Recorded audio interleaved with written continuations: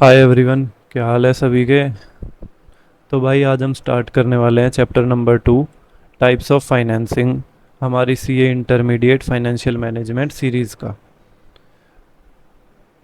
तो तुम लोग भाई सबसे पहले तो वैसे मैंने इंट्रोडक्शन में बता दिया था, पेन पेंसिल या हाइलाइटर लेके बैठेंगे अपने साथ, इनमें से कोई एक चीज़, क्योंकि हम लोग बहुत कुछ लिखने वाले हैं मॉड्यूल में ही। तो भाई सबसे पहले अपना चैप्टर नंबर 1 हो गया है तो उसको टिक कर देंगे आप लोग, और उसके आगे ना ब्रैकेट में लिखेंगे थियरी। कि जब भी हम लोग रिवाइज करने जाते हैं ना, अब बाद में ये बुक आप खोल के देखोगे तो आपको देख के याद आ जाना चाहिए था भाई कहाँ पे क्या है। ठीक है। और ऐसे ही आप चैप्टर नंबर 2 करने वाले हैं हम, तो इस पे भी लिख लो थियरी। ये चैप्टर भी अपना थियरी का होने वाला है और मॉड्यूल से ही हम स्टार्ट करेंगे। तो चलो भाई स्टार्ट करते हैं। चैप्टर नंबर 2 क्या बोलता है, टाइप्स ऑफ फाइनेंसिंग। इसका एक बेसिक आइडिया हम लोगों ने लिया था चैप्टर नंबर 1 में, कि हम कहाँ कहाँ से फंड्स को प्रोक्योर कर सकते हैं। यहाँ पे लिखेंगे छोटा सा, प्रोक्योरमेंट ऑफ फंड्स। हमारे पास क्या क्या तरीके हैं फंड्स को प्रोक्योर करने के। तो ये कुछ आपको कैटेगरीज दी गई है, equity, preference, retained earning, debenture, bonds, loans और अदर्स। ये एग्जांपल्स हमने चैप्टर नंबर 1 में भी पढ़े थे। तो भाई पहला टॉपिक स्टार्ट करते हैं, फाइनेंशियल नीड्स। किसी भी एंटिटी की जो फाइनेंशियल नीड्स है ना, उनको हम लोगों ने टाइम के अकॉर्डिंग सेग्रीगेट किया हुआ है। इसमें मैं आप लोगों को कुछ कीवर्ड्स भी बताऊंगा और कुछ चीज़ें बताऊंगा जो आपको हाईलाइट करनी है, जो आपको थोड़ा एक्स्ट्रा फोकस करके एग्ज़ाम में लिख कर आनी है। आप लोग उसको अंडरलाइन भी कर सकते हैं आंसर के अंदर, अगर इसमें से क्वेश्चन बनता है तो जो फाइनेंशियल नीड्स है ना किसी बिजनेस की, वो हम लोगों ने 3 टाइम फ्रेम में बांट रखी है। ठीक है। एक हो गया लॉन्ग टर्म, एक मीडियम टर्म और एक शॉर्ट टर्म। लॉन्ग टर्म का मतलब कि जो हमें पैसा चाहिए ना, वो लंबे टाइम तक चाहिए, मतलब उसकी हमें नीड आने वाले कुछ सालों के लिए पड़ने वाली है। तो लॉन्ग टर्म के अंदर आप क्या हाईलाइट करोगे, 5 to 10 ईयर्स। ये आपको याद रखना है, जो इसमें टाइम फ्रेम में आपको बताऊंगा वो याद रखना है। 5 साल से ज़्यादा और 10 साल से कम जो भी फाइनेंशियल नीड आपको है उसको बोलेंगे लॉन्ग टर्म फाइनेंशियल नीड्स। इसको पढ़ के देखते हैं। Refer to those requirement of funds which are for a period exceeding 5 years less than 10 years, all investment in plant and machinery, land, buildings etcetera, इनको हम लोग लॉन्ग टर्म फाइनेंशियल नीड्स में consider करते हैं। ये एग्जाम्पल्स हैं। एक तो इसमें आपको ये टाइम लिमिट याद रखनी है और एक ये एग्जाम्पल से याद रखने हैं। कोई भी प्लांट मशीनरी हम लोग लगाते हैं या कोई लैंड खरीदते हैं, बिल्डिंग खरीदते हैं, तो वो जनरली 5 साल से ऊपर के लिए ही हम लोग सोच के चलते हैं। गोइंग कंसर्न अजम्पशन होता है ना बिजनेस का, तो उसी के अकॉर्डिंग हम लोग उसको ज़्यादा टाइम के लिए ही सोच के चलते हैं। अब जो मेरे को प्लांट एंड मशीनरी के लिए पैसा चाहिए वो तो लॉन्ग टर्म ही बनेगा, बिल्डिंग खरीदनी है तो लॉन्ग टर्म ही बनेगा। ठीक है। नेक्स्ट पे आते हैं। नेक्स्ट है मीडियम टर्म। मीडियम टर्म में टाइम लिमिट याद रखेंगे आप, period exceeding 1 year but not exceeding 5 years। 1 साल से ज़्यादा और 5 साल से कम। इसको याद कैसे रखेंगे, ऊपर वाला 5 साल से ज़्यादा था ना, तो ये 5 साल से कम और 1 साल से ज़्यादा। अब मीडियम टर्म के लिए हमें पैसा किस लिए चाहिए होता है, उसके कुछ एग्जाम्पल्स हैं, stores, spares, critical spares, tools, dies and moulds. Store spare तो वो होते हैं स्पेयर पार्ट वगैरह, टूल्स होते हैं हमारे इक्विपमेंट।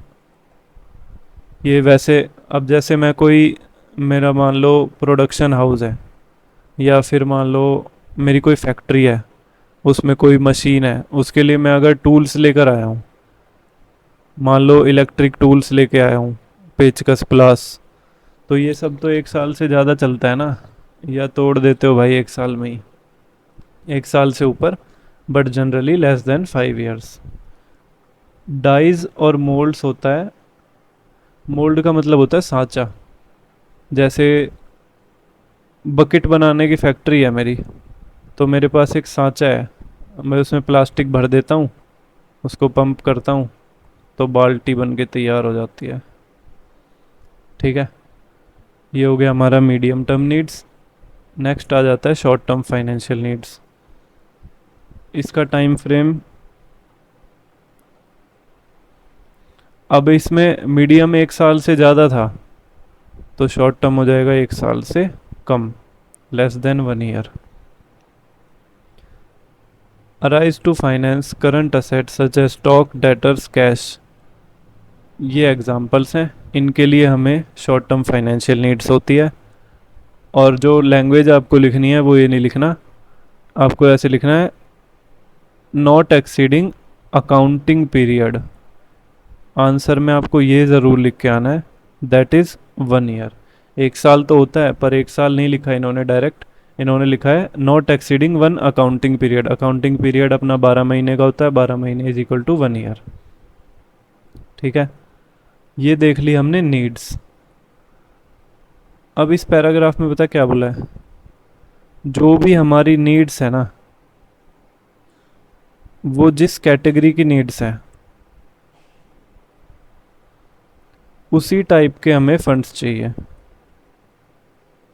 मतलब लॉन्ग टर्म नीड्स के लिए हमें लॉन्ग टर्म फंड्स चाहिए, मीडियम टर्म नीड्स के लिए हमें मीडियम टर्म फंड्स चाहिए, और शॉर्ट टर्म नीड्स के लिए हमें शॉर्ट टर्म फंड्स चाहिए।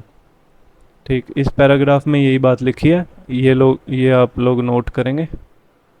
नेक्स्ट टेबल पे आ जाते हैं। अब देखो, स्टेजेस के अकॉर्डिंग सोर्स ऑफ फंड बता रखा है। अर्ली स्टेज पे क्या होता है, अगर हमारे बिजनेस में हाई अनसर्टेनिटी है, तो हमारे बिजनेस में कौन पैसा देगा हमको। चैप्टर नंबर 1 में पढ़ा था हमने एंजल फंड्स। स्टार्टिंग में एंजल फंड्स ही पैसा लगाते हैं, वो भी मेनली इक्विटी में ही लगाते हैं। हाई टू मॉडरेट अनसर्टेनिटी है तो वेंचर कैपिटल और डेट भी मिल जाता है। फिर अगर हम ग्रोथ स्टेज पे आ जाते हैं, तो वहाँ पे मॉडरेट से लेके लो अनसर्टेनिटी होती है, तो वहाँ पे हम लोग डेट भी ले सकते हैं, वेंचर कैपिटल फाइनेंसिंग भी करवा सकते हैं, और इक्विटी भी इशू कर सकते हैं। जब बिज़नेस स्टेबल हो जाता है, लो अनसर्टेनिटी है, तो हमें डेट मिल जाता है, पैसा हम उसी को देंगे ना भाई जहाँ कम अनसर्टेनिटी है, हर किसी को तो डेट नहीं दे देते। तो ऐसे ही हम अपने लिए सोचेंगे, हमें मिलेगा भी नहीं अगर अनसर्टेनिटी ज़्यादा है तो। नेक्स्ट टॉपिक आ जाता है अपना क्लासिफिकेशन ऑफ फाइनेंशियल सोर्सेज। अब ये जो क्लासिफिकेशन है ना,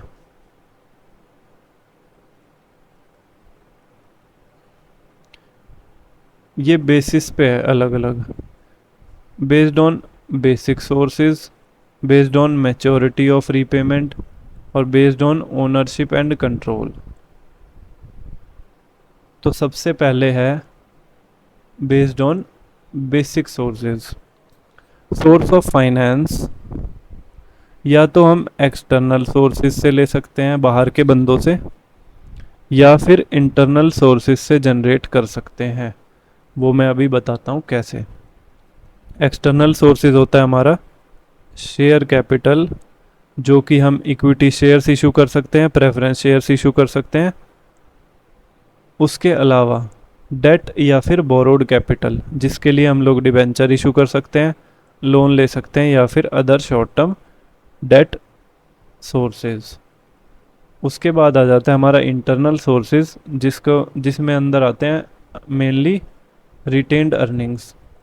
जो हमारा प्रॉफिट होता है उसमें से कुछ पार्ट हम डिस्ट्रीब्यूट करते हैं और कुछ पार्ट हम रिटेन्ड अर्निंग्स में रखते हैं इन form of reserves and surplus.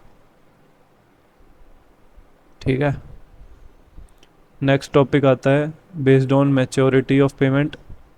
देखो थोड़ा बोरिंग लगेगा बट थियरी चैप्टर है, इसमें कुछ नहीं कर सकते, इसलिए मैं थोड़ा सा जल्दी जल्दी चल रहा हूँ, जो आपको कम बोरिंग लगे, आप लोग लिखते भी रहें साथ साथ में। नेक्स्ट आ जाता है हमारा based on maturity of payment. इसमें अभी जो हमने तीन पढ़े थे ना, लॉन्ग टर्म, मीडियम टर्म और शॉर्ट टर्म, वही है। ये कुछ एग्जाम्पल्स हैं, इसमें से दो तीन एग्जाम्पल आपको याद रखने हैं हर किसी कैटेगरी के। अब आ जाता है source of finance based on ownership and control. तो सोर्स ऑफ फाइनेंस हमने देखे इंटरनल एक्सटर्नल टर्म वाइज, और अब देखेंगे कि ओनर्स के फंड है या फिर बोरोड फंड है। तो ओनर्स फंड्स में क्या आता है हमारा, इक्विटी शेयर कैपिटल और retained earning. Equity share capital holders owner होते हैं, रिटेन्ड अर्निंग हमारे प्रॉफिट्स होते हैं जो हमने अपने बांटे नहीं और अपने पास रिटेन रखे हैं। ठीक है।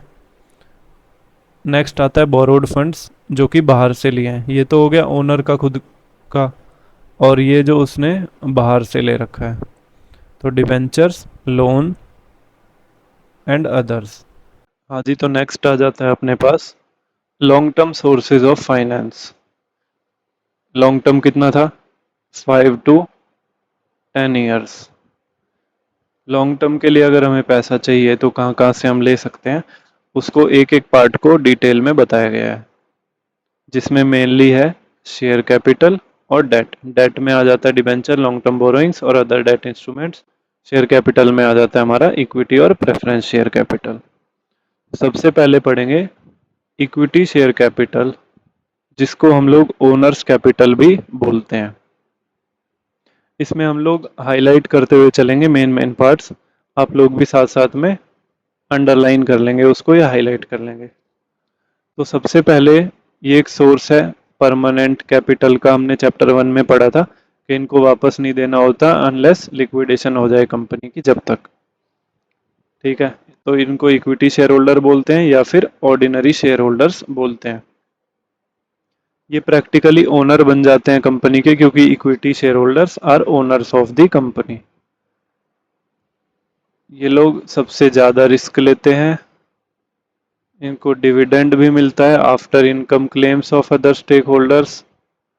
पढ़ा था ना, प्रॉफिट आफ्टर टैक्स में से इनको डिविडेंड पे करते हैं लास्ट में। ठीक है। वाइंडिंग अप पे ये अपना क्लेम मांग सकते हैं, उससे पहले नहीं मांग सकते। इन शेयर्स की कॉस्ट हाईएस्ट मानी जाती है, वही बात है क्योंकि इन्हें हमें डिविडेंड पे करना पड़ता है ना, जो कि टैक्स डिडक्टिबल भी नहीं होता। अगर इंटरेस्ट किसी और आउटसाइडर लोन पे हम लोग इंटरेस्ट पे करते हैं तो वो एक्सपेंस हमें मिल जाता है, एक्सपेंस अलाउ हो जाता है और उस पर हमारी टैक्स सेविंग भी हो जाती है। और एक दूसरे तरीके से ये कॉस्टलीस्ट इसलिए भी होते हैं क्योंकि अगर हम किसी को इक्विटी शेयर्स इशू कर रहे हैं तो हम उसको ओनर बना रहे हैं ना अपनी कंपनी में। आप किसी से उधार मांग रहे हो, वो बोले कि भाई आप मेरे को ओनर ही बना लो, तो फिर इसलिए इनको थोड़ा कॉस्टली माना जाता है। ठीक। Security to other suppliers of funds giving loan to a company. देखो इसको ना हम लोग ऐसे समझेंगे थोड़ा एग्जांपल से। यहाँ पे आप स्टार मार्क करेंगे, ये थोड़ा सा मुश्किल पॉइंट है। अगर मैं किसी से पैसे मांगने जाता हूँ, मान लो मेरा बिजनेस है, मैं आपके पास पैसे मांगने आया कि भाई मुझे 100 रुपये दे दो। एग्जाम्पल है भाई, 100 नहीं मांगूंगा, ज़्यादा ही मांगूंगा, दे दोगे तो, कि मेरे को 100 रुपये दे दो। अब मैं आपके पास आया, मैंने बोला भाई 100 रुपये दे दो, तो आप क्या बोलोगे कि मोहित भाई आपने कितने पैसे लगाए हुए हैं। पूछोगे ना कि अगर आपका तो खुद का बिजनेस है, आपने कितने पैसे लगाए हुए हैं। मैं बोलता हूँ भाई मैंने तो 50 रुपये लगाए हुए हैं, तो तुम क्या बोलोगे, भाई खुद तो 50 रुपये लगा रखे हैं, हमसे अपने बिजनेस के लिए 100 रुपये मांग रहा है, तो बहुत बढ़िया आदमी है। ठीक। और अगर मैं बोलता हूँ कि भाई मैंने तो 1000 रुपये लगाए हुए हैं, इक्विटी अपनी कंपनी में, अपने बिजनेस में, तो शायद तुम मुझे 100 रुपये दे दोगे। इस पॉइंट में यही बात लिखी हुई है कि ये एक सिक्योरिटी भी प्रोवाइड करता है अदर सप्लायर ऑफ फंड्स को। मान लो मैंने इक्विटी में जितना पैसा लगाया है, अगर कोई मेरे को लोन देता है ना, तो उसके लिए एज अ सिक्योरिटी वर्क करता है कि हाँ कंपनी के पास इतना तो पैसा है, जिसको हम डेट टू इक्विटी रेशियो बोलते हैं। अब इसके बाद हमें दिए हुए हैं कुछ एडवांटेजेस इक्विटी शेयर से पैसा उठाने के लिए। सबसे पहला, परमानेंट सोर्स है, कोई लाइबिलिटी नहीं है आउटफ्लोज की अंटिल लिक्विडेशन हो जाए। ये पॉइंट हमेशा याद रखना है। इक्विटी शेयर होल्डर्स को कभी पैसा वापस नहीं देना लिक्विडेशन के अलावा, लिक्विडेशन पे ही उनको उनका पैसा वापस दिया जाता है। It increases the companies financial base. ये फाइनेंशियल बेस वाला पॉइंट आप यहाँ से लिंक करेंगे जो हमने अभी स्टार मार्क किया था। Company is not obliged legally to pay dividend. Chapter number 1 में हमने देखा था कि इनको जो डिविडेंड पे करना होता है वो नॉट मैंडेटरी, और एक हमने बहुत इंपॉर्टेंट डिसीजन पढ़ा था, 3 डिसीजन थे हमारे, financing, investment, dividend. Dividend decision में डिसाइड करना होता था कितना डिविडेंड हम पे करेंगे। तो ये डिपेंड करता है कंपनी क्या डिसाइड करती है। लीगली कोई भी ऑब्लिगेशन नहीं होती कंपनी के ऊपर कि इक्विटी शेयर होल्डर्स को डिविडेंड पे करना है या नहीं करना। Also company can make further increase in its share capital by initiating a right issue. जिन लोगों को मैंने शेयर्स इशू कर रखे हैं, ये बहुत सारे लोग हैं, इनको मैंने शेयर्स इशू कर रखे हैं, ऐसा नहीं है कि मैं और शेयर्स इशू नहीं कर सकता आने वाले टाइम में। मैं आगे इन लोगों को और भी राइट्स इशू में शेयर इशू कर सकता हूं। इसका भी एक प्रपोर्शन होता है, वो हम लोग बाद में देखेंगे। उसके बाद इक्विटी के लिए डिसएडवांटेजेस क्या होते हैं। Investor find ordinary shares riskier because of uncertain dividend payments. मैंने किसी कंपनी के इक्विटी में पैसा लगाया, अब मुझे डिविडेंड का तो अता पता ही नहीं है, मिल भी जाए ना भी मिले, जो उसकी शेयर की वैल्यू बढ़ेगी वही मेरा फायदा होगा। ठीक, तो ये एक डिसएडवांटेज है, क्योंकि डिविडेंड के लिए ऑब्लिगेशन नहीं है तो वो एक फायदा है कंपनी के लिए, और डिविडेंड की कोई ऑब्लिगेशन नहीं है तो वो इन्वेस्टर के लिए रिस्क है। Issue of new equity shares reduces the earning per share. EPS कैसे निकलता है, profit after tax divided by number of equity shares. तो एक मैथ्स का बेसिक प्रिंसिपल है, higher the denominator lower the answer. ठीक है, ये ऐसे कोई प्रिंसिपल कहीं लिखा नहीं है, बट मैथ्स में पढ़ते थे हम तो ऐसे। भाई जिससे डिवाइड करोगे वो अगर ज़्यादा बड़ा है तो आंसर छोटा ही आएगा ना। 10 को 2 से डिवाइड करोगे तो 5 आएगा, 5 से डिवाइड करोगे तो 2 आएगा। Issue of new equity shares can also reduce ownership and control. Equity shares owner बन जाते हैं कंपनी के, तो अगर मैं कल को नई इक्विटी इशू करूंगा तो मुझे ओनरशिप भी डाइल्यूट करनी पड़ेगी।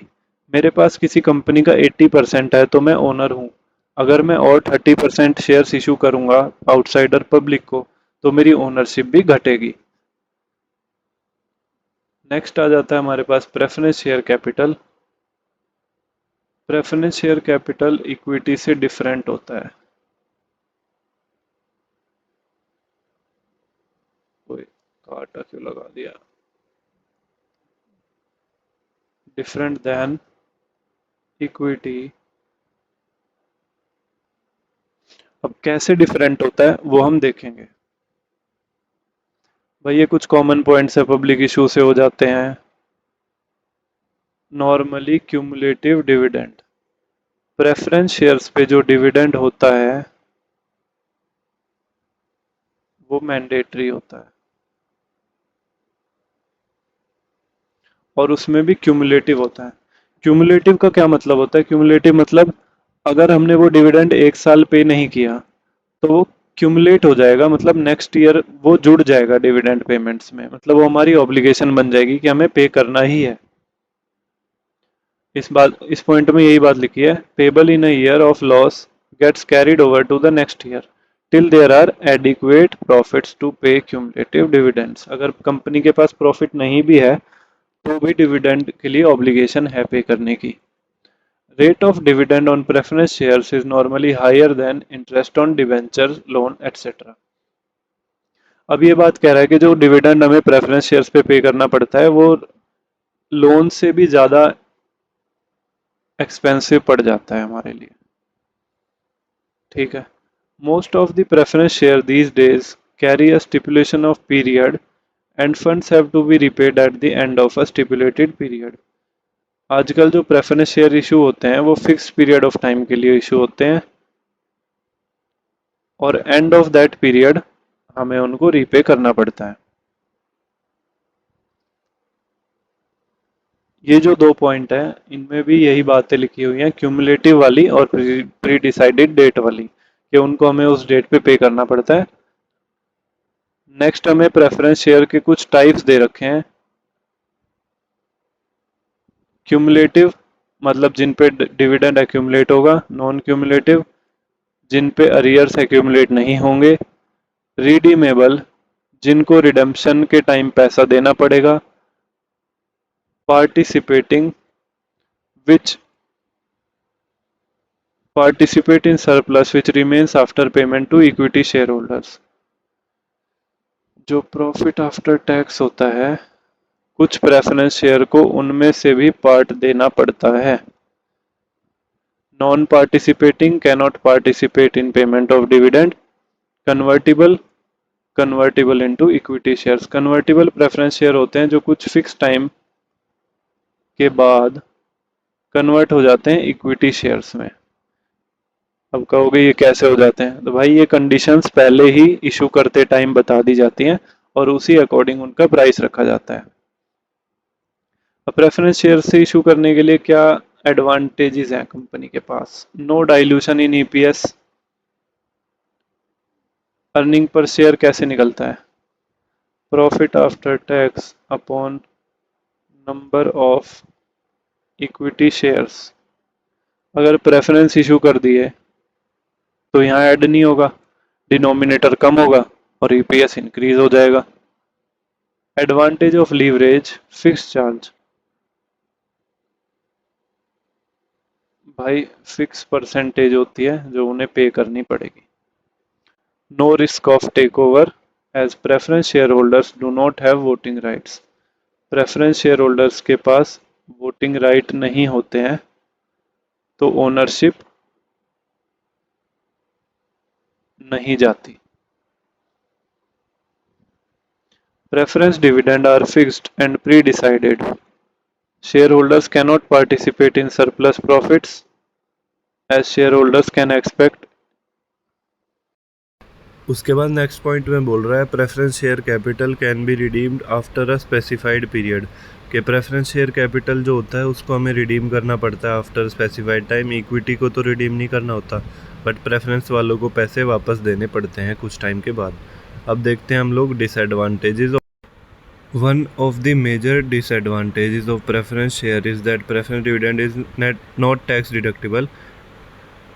तो ये होता है बिल्कुल हमारा सेम एज इक्विटी डिविडेंड। हमें टैक्स की डिडक्शन नहीं मिलती तो ये कॉस्टली पड़ जाता है। Dividends are not tax deductible but जो इंटरेस्ट पे करते हैं उस पर टैक्स की डिडक्शन मिल जाती है। नेक्स्ट डिसएडवांटेजेस आ जाते हैं हमारे। Preference dividends are cumulative in nature. Cumulative का मतलब भाई अगर एक साल हमारा प्रॉफिट नहीं हुआ और हमने प्रेफरेंस डिविडेंड पे नहीं किया तो हमें next year cumulative preference shares पे वो वाला डिविडेंड भी पे करना पड़ेगा। वो जो डिविडेंड है वो एक्यूमुलेट हो जाएगा और नेक्स्ट ईयर भी हमें ऐड करके उसको पे करना पड़ेगा। इक्विटी वाला क्यूमुलेटिव नहीं होता बट प्रेफरेंस वाला क्यूमुलेटिव भी होता है क्यूमुलेटिव टाइप्स में। अब ये जो डिफरेंस हमें दे रखा है ये स्टार मार्क करेंगे। सबसे पहले भाई डिविडेंड पेमेंट, पहले प्रेफरेंस को डिविडेंड पेमेंट होती है, उसके बाद इक्विटी, प्रेफरेंस को प्रेफरेंस दी जाती है, ठीक है। रेट ऑफ डिविडेंड प्रेफरेंस पे फिक्स्ड होता है परसेंटेज, और इक्विटी पे फ्लक्चुएटिंग होता है, डिपेंड करता है कंपनी मीटिंग में क्या डिसाइड करती है, जनरली एजीएम इधर और ईजीएम।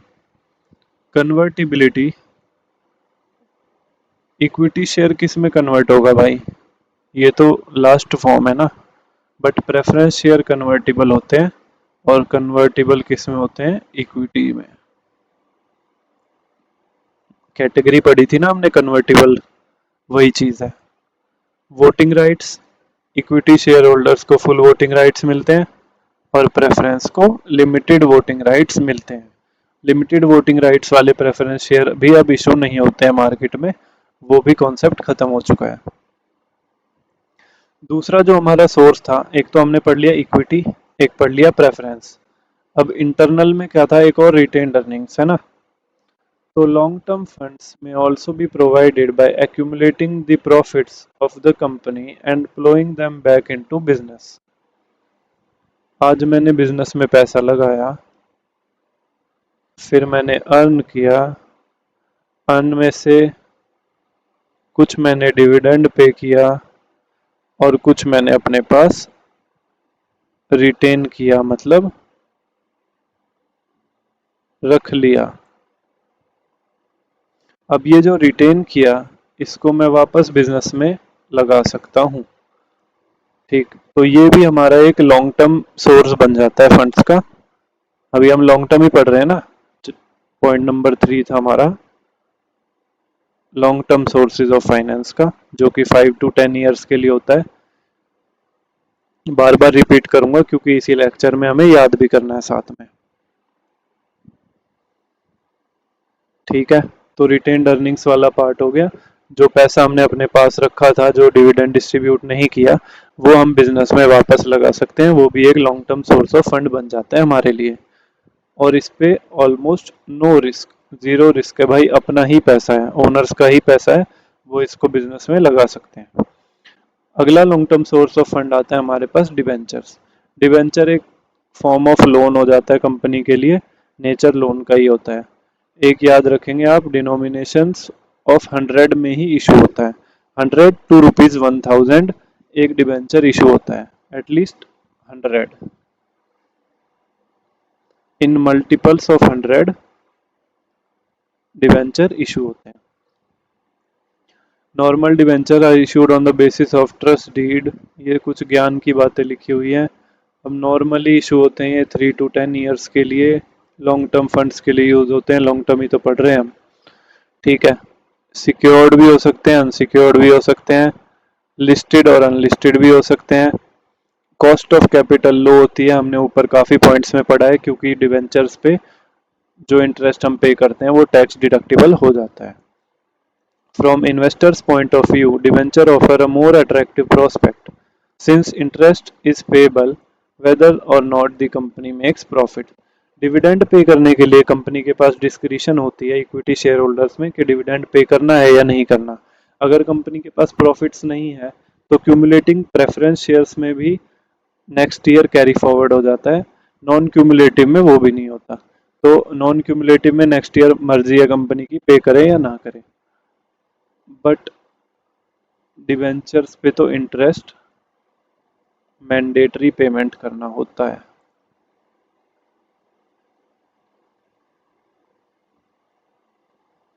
क्योंकि ये एक फॉर्म ऑफ लोन माना जाता है, आउटसाइडर सोर्स है, तो जो हमने पैसा डिवेंचर के फॉर्म में लिया हुआ है उस पे हमें इंटरेस्ट भी पे करना पड़ता है। अब डिवेंचर्स को भी भाई 3 कैटेगरीज में बांटा हुआ है इन्होंने। सबसे पहला नॉन कन्वर्टिबल डिवेंचर, उसके बाद फुली कन्वर्टिबल डिवेंचर, उसके बाद पार्टली कन्वर्टिबल डिवेंचर। जैसे प्रेफरेंस शेयर पढ़े थे ना हमने कन्वर्टिबल, वैसे ही डिवेंचर के भी 3 फॉर्म है। अब नॉन कन्वर्टिबल डिवेंचर है, do not have any feature of conversion and are repayable on maturity. Non convertible debenture issue करे, आपका टाइम पीरियड कंप्लीट हुआ, 3 साल 4 साल 5 साल, कंप्लीट होते ही आपने जो पैसा था वो रीपेमेंट कर दिया। इंटरेस्ट जो आप एनुअली पे कर रहे होंगे वो अलग है, और जो प्रिंसिपल था वो आपने एंड ऑफ द टर्म पे रीपे कर दिया। नेक्स्ट आता है fully convertible debenture. Such debentures are converted into equity as per the terms of issue. मैंने आज डिबेंचर्स इशू करे, अब कोई डिबेंचर्स मेरे ले ही नहीं रहा है, सब्सक्राइब ही नहीं कर रहा, बट मुझे पैसे चाहिए, तो जनरली कंपनी एक ऑफर देती है थोड़ा सा अट्रैक्टिव बनाने के लिए कि आप आज, जिसने मेरे से 5 डिबेंचर्स लिए ना, उसको जब मैच्योरिटी आएगी उसको ये पैसा वापस नहीं मिलेगा,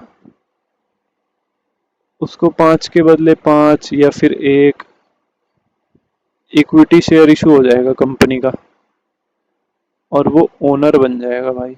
पार्ट ओनर होते हैं ना इक्विटी शेयर होल्डर्स। आप लोगों को मैंने लास्ट लेक्चर में कहा था एक बार जाके कोई ट्रेडिंग प्लेटफॉर्म खोलना, उस पर देखना और शेयर्स वगैरह में इन्वेस्टिंग स्टार्ट करो थोड़ी बहुत। ठीक है, नेक्स्ट आ जाता है हमारे पास पार्टली कन्वर्टिबल डिवेंचर्स। अब इसमें इन दोनों के फीचर हो जाते हैं, नॉन कन्वर्टिबल और फुली कन्वर्टिबल के। नाम से समझ आ रहा है, मैंने बोला था आप लोगों को जो भी हमें कॉन्सेप्ट पढ़ना है उसका हम एक बार नाम ढंग से पढ़ेंगे, उसको हिंदी में समझ के देखेंगे कि क्या हो सकता है। पार्टली कन्वर्टिबल मतलब कुछ पार्ट उसका कन्वर्ट हो जाएगा इक्विटी में और कुछ पार्ट रीपे हो जाएगा। ये कुछ टाइप्स ऑफ डिबेंचर दिए हुए हैं, अगेन एग्जांपल है, इसको एक रीडिंग देंगे। Redeemable, non redeemable, bearer. बस एक मैं आपको बियरर वाला समझा देता हूँ, ये वैसे अभी इशू नहीं होता इसलिए आप लोगों को थोड़ा आइडिया नहीं होगा, बट मैं बता देता हूँ। इसको ट्रांसफर कर सकते हैं, जैसे बियरर चेक होता है ना, वैसे ही समझो बियरर डिबेंचर्स होते थे। ठीक है, रजिस्टर्ड होता है जिसमें इंटरेस्ट एक रजिस्टर्ड पर्सन को जाएगा। डिबेंचर मेरे नाम पे रजिस्टर्ड है, मेरे को ही इंटरेस्ट जाएगा, ऐसा नहीं है कि वो डिबेंचर कोई और बंदा लेके बैठा और उसको इंटरेस्ट मिल जाएगा, ऐसा नहीं होगा। Mortgage debenture secured by a charge on asset, जैसे हम किसी बैंक से लोन लेते हैं तो असेट्स रखते हैं ना मॉर्टगेज पे, वही वाला हिसाब इसमें है। ठीक, रिडीमेबल नॉन रिडीमेबल आपको समझ आ जाएगा। सिंपल और नेकेड का मतलब है अनसिक्योर्ड, सिक्योर्ड का उल्टा अनसिक्योर्ड। ठीक है, अब advantages of raising finance by issue of debentures क्या क्या होते हैं। कॉस्ट लो आती है, जहाँ डिबेंचर का नाम आए वहाँ पे ये तो हमेशा लिखाना कि इनको इशू करने की और इसके थ्रू फाइनेंस लेने की कॉस्ट हमेशा कम आती है।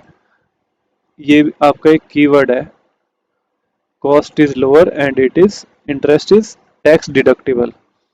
लैंग्वेज जितनी रिजिड हो सकती है उतनी रिजिड लिख के आएंगे आप कीवर्ड्स में, बाकी पॉइंट आप अपने हिसाब से बना के लिख कर आ सकते हैं, बट कीवर्ड आपको सेम लिख कर आना है, कीवर्ड का मतलब ही यही होता है।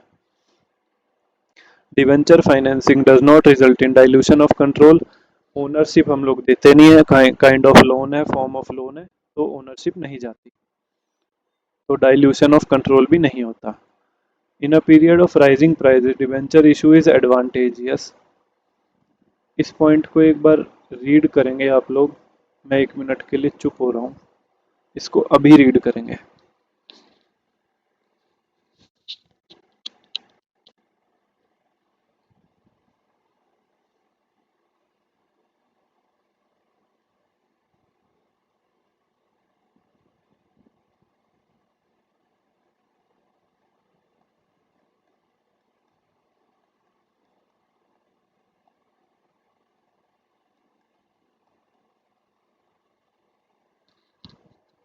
रीड कर लिया आपने, अब समझेंगे। आज मैंने एक डिबेंचर इशू किया 5 इयर्स के लिए, मान लो 100 रुपये का डिबेंचर है, 10% डिबेंचर्स 5 ईयर, 100 रुपये, तो उस पर मुझे हर साल 10% ऑफ 100 रुपीज़ 10 इंटरेस्ट पे करना पड़ेगा। आने वाले 5 सालों तक मैं हर साल उस पर 10 रुपये इंटरेस्ट पेमेंट करूंगा। इसमें मुझे एक और फायदा है, एक कॉन्सेप्ट होता है टाइम वैल्यू ऑफ मनी और एक कॉन्सेप्ट होता है इन्फ्लेशन। आज जो 10 रुपए की वैल्यू है, अगले साल वो नहीं रहेगी सेम, उससे अगले साल भी नहीं रहेगी, उससे अगले साल भी नहीं रहेगी। इसके लिए हमें प्रेजेंट वैल्यू फैक्टर्स दिए होते हैं, कैलकुलेट करके नहीं देखेंगे हम, बट एक बेसिक समझ लेंगे कि आज जो 10 रुपए की वैल्यू है वो आने वाले टाइम में नहीं होती है, वो गिरती है ड्यू टू इन्फ्लेशन। तो ये भी एक हमारा बेनिफिट है। प्राइस लेवल इंक्रीज होता रहता है, बट जो हमारा आउटफ्लो है ये फिक्स रहता है। ठीक, तो हमें पता है हमें इतना ही पेमेंट करनी है आने वाले कुछ सालों तक, उससे हमारा टाइम वैल्यू ऑफ मनी से भी कोई फर्क नहीं पड़ता, ये भी एक हमारा बेनिफिट है। अब डिसएडवांटेजेस ऑफ डिवेंचर फाइनेंसिंग, तो भाई इंटरेस्ट और प्रिंसिपल अमाउंट ऑब्लिगेटरी पेमेंट है, ये तो भाई फिक्स बात थी। अगर किसी से ब्याज पैसे लिए हैं तो इंटरेस्ट भी देना ही पड़ेगा, ब्याज भी देना पड़ेगा और मूल भी वापस देना पड़ेगा। इसको डिसएडवांटेज क्या है, ये तो कैरेक्टर ही है उसका। Protective convenience associated with the debenture issue में बी रेस्ट्रिक्टिव। डिवेंचर इशू करेंगे तो कंपनी का डेट बढ़ेगा, डेट बढ़ेगा तो फिर कंपनी प्रोटेक्टिव होगी। ठीक, नेक्स्ट पॉइंट पे आते हैं। Debenture financing enhances the financial risk associated with the firm because of the reasons given in point 1। अब इसको ये रिस्क मान रहे हैं, ठीक है भाई मान लो। Since debentures need to be paid at the time of maturity, large amount of cash outflow is needed at that time।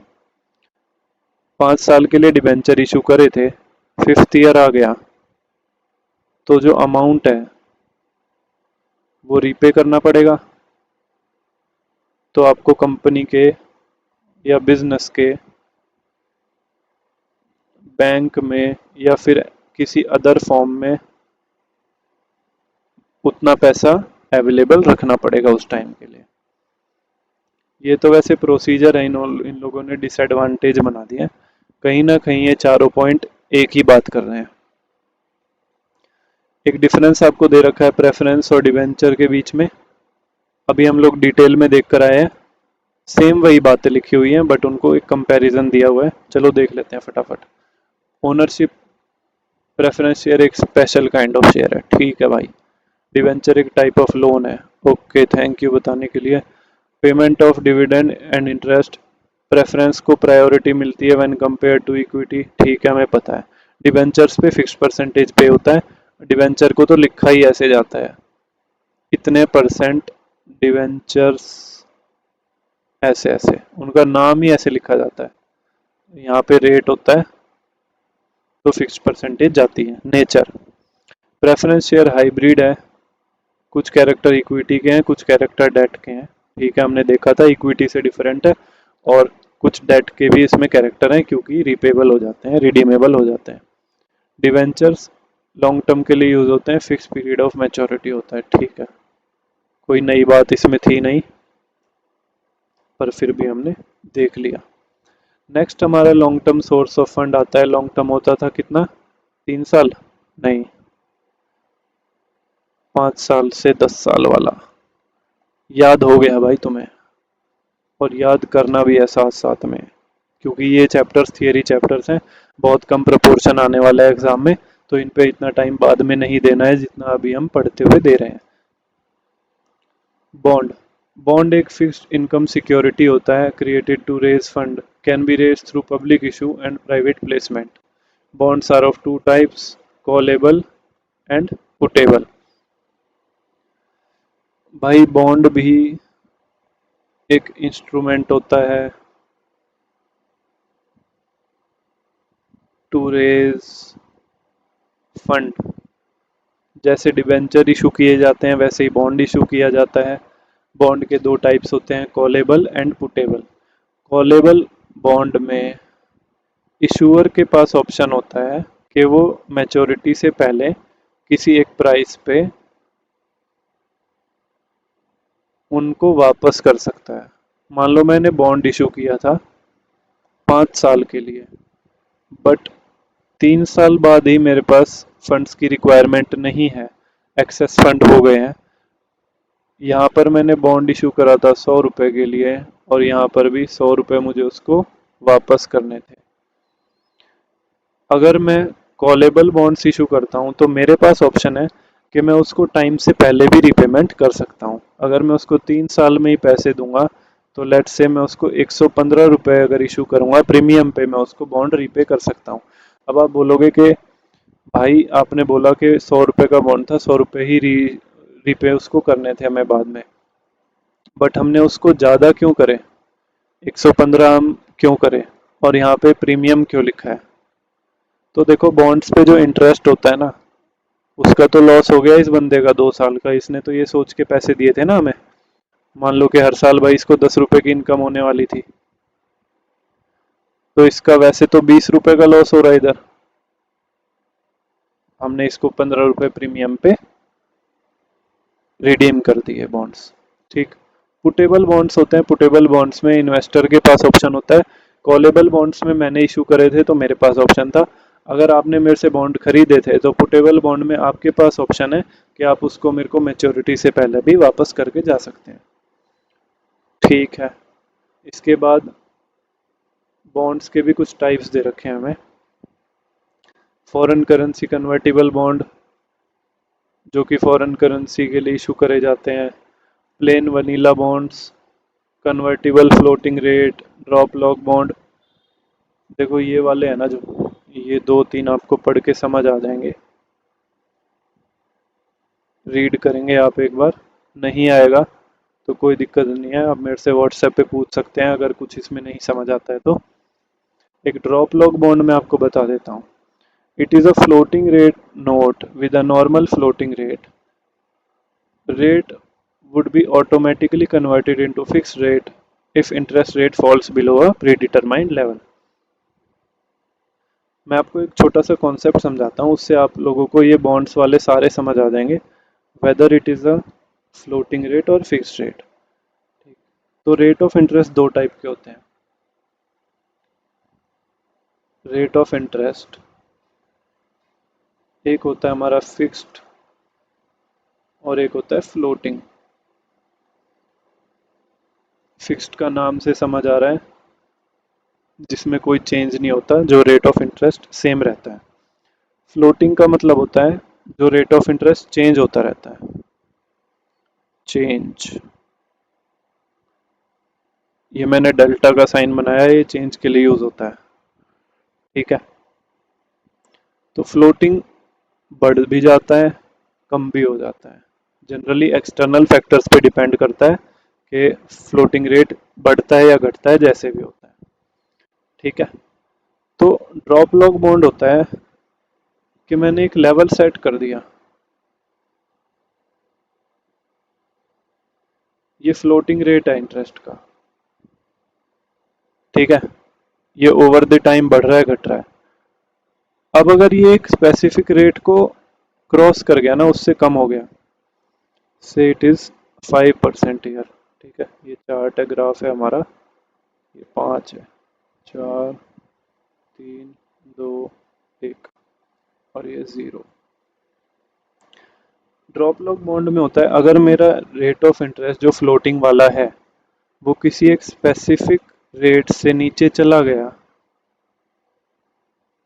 मान लो ये 4.5% हो गया फ्लोटिंग रेट, तो ये 4.5 नहीं माना जाएगा, फिर ये 6% फिक्स हो जाएगा। ये एक एग्जांपल है। अब ये मत बोलना कि ये 6 कहाँ से आया। ठीक है। एक बार पढ़ते हैं फिर एक बार दोबारा बताता हूँ। Floating rate note with a normal floating rate, the floating rate bond would be automatically converted into fixed rate bond if interest rate falls below a predetermined level। अगर एक प्री लेवल जो एग्जांपल में हमारे में था 5%, किसी pre level से अगर वो रेट कम हो जाता है तो ये बॉन्ड ऑटोमेटिकली कन्वर्ट हो जाएगा फिक्स रेट में, जो कि हमने लिया था 6% एग्जांपल के अंदर। ठीक है। उसके बाद अपना वेरिएबल रेट डिमांड ऑब्लिगेशन, ये वही है फ्लोटिंग रेट वगैरह वाला, पढ़ना समझ आ जाएगा, नहीं आएगा तो बता देना, करवा देंगे, कोई दिक्कत नहीं है, चिल होके पढ़ना है भाई, भाइयों और बहनों दोनों। ठीक है। नेक्स्ट आता है हमारा यील्ड कर्व नोट। स्ट्रक्चर डेब्ट सिक्योरिटी है। Yield increases when interest rate decline, yield decreases when prevailing interest rate increase. Interest increase होगा तो इसकी यील्ड डिक्रीज होगी, इंटरेस्ट डिक्रीज होगा तो यील्ड इंक्रीज होगी। इसको हम लोग बोलते हैं इनवर्स रिलेशन, और ये इंटरेस्ट रेट को हेज करने के लिए यूज किया जाता है।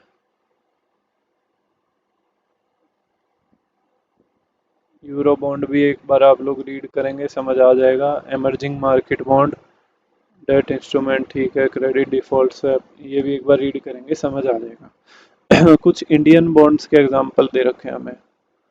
भाई साहब नाम ऐसा रख दो कि कोई सोचे इंडियन के अलावा कुछ हो ही नहीं सकता। मसाला bond is an Indian name used for a rupee denominated bond that Indian corporate borrowers can sell to investor in overseas market। India की कंपनी या फिर बोरोवर्स, जिसे हम बोलते हैं पैसा ही चाहिए ना हमें, मसाला बॉन्ड इशू करते हैं आउटसाइडर्स को, फॉरेन कंट्री वालों को। इसको कैसे याद रखोगे? इसको याद रखेंगे, डोली चाय वाले ने मसाला चाय पिलाई बिल गेट्स को। अभी अभी एग्जाम्पल बनाया तुम्हारे लिए। वो बोलता है ना उसमें, मुझे नहीं पता ये कौन है, मैंने तो सोचा ये फॉरेन कंट्री के बंदे, इन्हें चाय पिलानी चाहिए। Municipal bonds are used to finance urban infrastructure. Municipal bonds issue होते हैं इंफ्रा डेवलपमेंट के लिए। इसको याद रखेंगे आप। म्युनिसिपल एमसीडी वगैरह का क्या काम होता है? यही काम होता है ना, ठीक है। गवर्नमेंट और treasury bonds are bonds issued to government of India, any state government और अनदर गवर्नमेंट डिपार्टमेंट। जो नाम वही काम, government bonds. Another source of finance for long term financial needs is a loan from financial institution. फिर से लिख लो, long term 5 साल से 10 साल, ये उसी का एक सोर्स है। लोन ले लेंगे किसी फाइनेंशियल इंस्टीट्यूशन से। कुछ फाइनेंशियल इंस्टीट्यूशंस के आपको नाम दिए हुए हैं, एक बार रीड करके आगे बढ़ जाना, कोई दिक्कत नहीं है।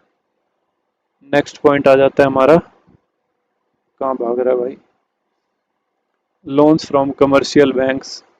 देखो फाइनेंशियल इंस्टीट्यूशंस और कमर्शियल बैंक्स अलग अलग होते हैं।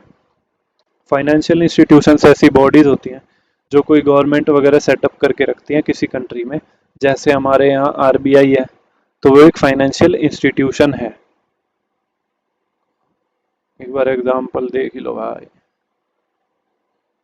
LIC, UTI, IRBI, एक दो एग्जांपल दिमाग में रखेंगे।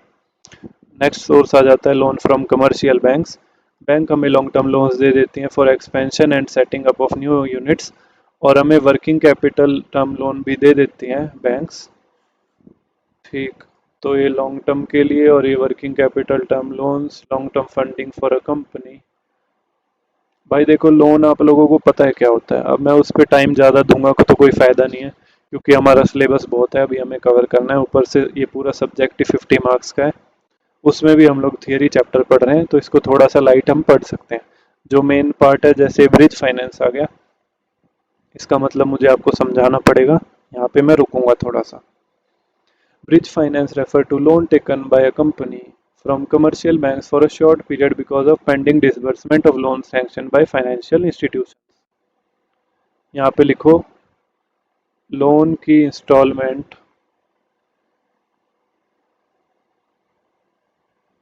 भरने के लिए छोटा लोन,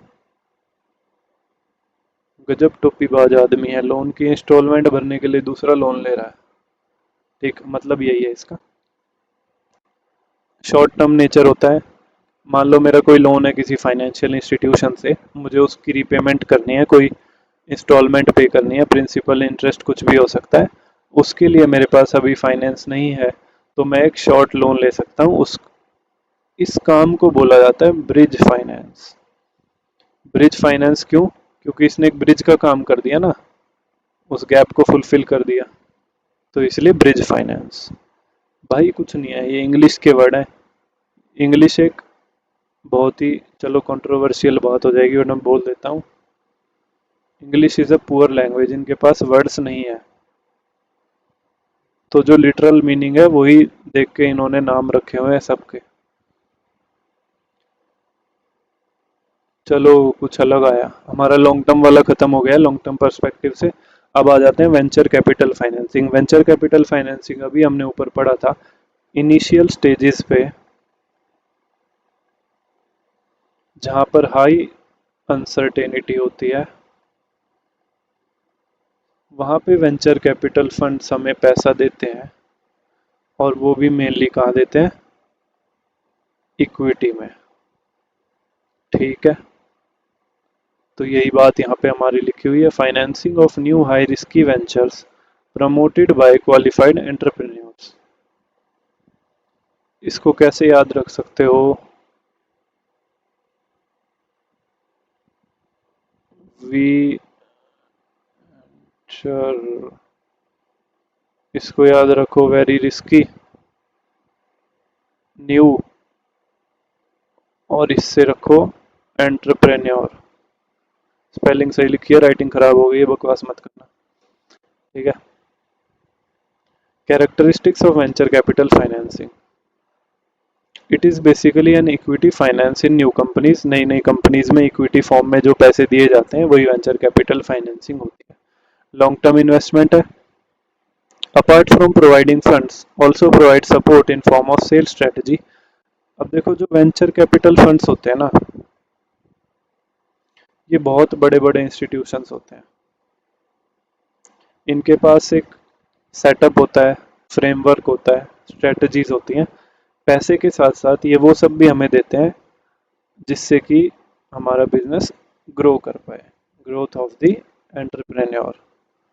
ओके, अब methods of venture capital financing. जो वेंचर कैपिटल्स है ना, वो हमें कैसे कैसे पैसा देता है? तो सबसे पहला हम स्टार्टिंग से देख रहे हैं, इक्विटी में ही वो पैसा लगाता है, but equity does not exceed 49%। अगर ग्रेटर देन 49% हो गई, तो आप लोगों को पता है 51% पे ओनरशिप हो जाती है, सो एटलीस्ट 51% तो बिजनेसमैन, और जिसे आप लोग बोल सकते हैं एंटरप्रेन्योर, तो अपने पास रखेगा ना। भाई अगर मेरा बिजनेस है, मैं तुम्हारे पास आया, बोलो भाई इक्विटी में पैसा लगा दो, तुम कहोगे भाई 60% इक्विटी दे दो, तो सेंस नहीं बनती ना, क्यों दूंगा भाई, बिजनेस तो मेरा है, पैसा ही तो लगा रहे हो, ठीक है।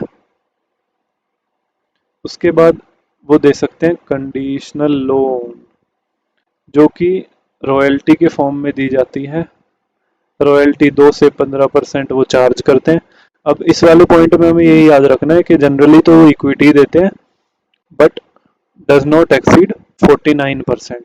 अगर ये क्वेश्चन आता है तो ये 49% जरूर लिख के आना है। नेक्स्ट आ जाता है कंडीशनल लोन।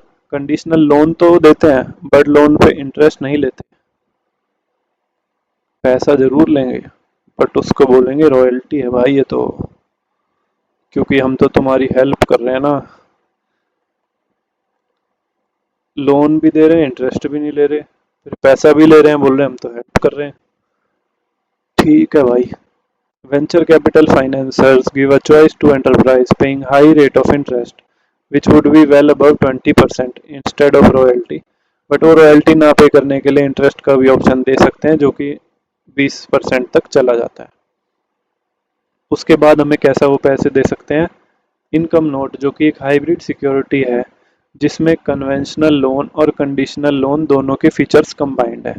जो नॉर्मल लोन दिया जाता है और जो ये ऊपर हमने कंडीशनल लोन पढ़ा है, इन दोनों को अगर हम मिक्स करके इंस्ट्रूमेंट बना दें तो वो बन जाएगा हमारा इनकम नोट, जिसपे इंटरेस्ट और रॉयल्टी बोथ पे करनी पड़ेगी सेल्स पे, जो कि सब्सटेंशियली लो रेट्स रहेगा, ठीक है। पार्टिसिपेटिंग डिबेंचर्स नेक्स्ट फॉर्म है वेंचर कैपिटल्स हमें पार्टिसिपेटिंग डिबेंचर्स के फॉर्म में पैसा दे सकते हैं 3 फेजेस में। पहला फेज, दूसरा फेज, तीसरा फेज, इसमें से कोई इंटरेस्ट नहीं लिया जाता, ठीक है। उसके बाद लो रेट ऑफ इंटरेस्ट ले लेते हैं, उसके बाद हाई रेट ऑफ इंटरेस्ट ले लेते हैं। ये इनिशियल फेज होता है स्टार्टिंग वाला, और एक ग्रोथ फेज होता है, और जहाँ बिजनेस चल जाता है तो वहाँ पे वो हाई रेट्स लेना स्टार्ट कर देते हैं।